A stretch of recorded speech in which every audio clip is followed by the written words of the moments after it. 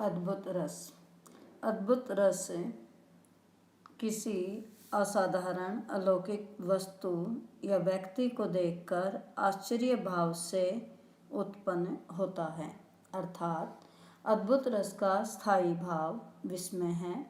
आश्चर्यजनक वस्तु, व्यक्ति या दृश्य देखकर या सुनकर मन में जो विस्मय अर्थात हैरानी या आश्चर्य का भाव जागृत होता है, वह विभाव, अनुभाव, संचारी भाव से परिपुष्ट होकर जब रस रूप में परिणत होता है तो उसे अद्भुत रस कहते हैं।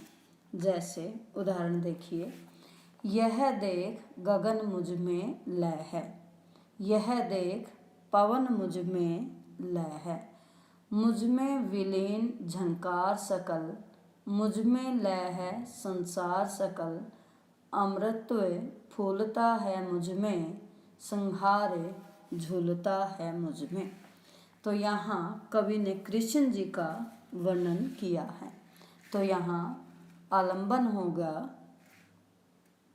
श्री कृष्ण जी, स्थायी भाव हैं विस्मय भाव, आश्चर्य है चकित होकर देखने वाला व्यक्ति, और आलंबन कृष्ण जी का विराट रूप। उद्दीपन विभाव है गगन, पवन, झंकार और संसार, अमृतत्व संहार का लय होना।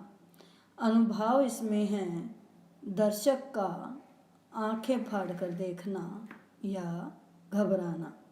संचारी भाव है आवेग, उत्सुकता, वितर्क आदि। तो इस तरह यहाँ कृष्ण जी का विराट रूप देखकर या विराट रूप देखने वाला हैरान रह जाता है। विराट रूप देखने वाले के हृदय में विस्मय का भाव जागृत होकर अद्भुत रस की उत्पत्ति करता है या वह भाव अद्भुत रस में परिणत होता है। तो यहाँ अद्भुत रस में सबसे पहले हमें यही देखना है कि जब हम हैरान हो जाए, आश्चर्यचकित रह जाएं और उस भाव से जिस रस की उत्पत्ति होती है उसको हम अद्भुत रस मानेंगे। एक अन्य उदाहरण और देखिए, बिनु पद चले सुने बिनु काना। कि बिना पद चलते हैं, बिना कान सुनते हैं।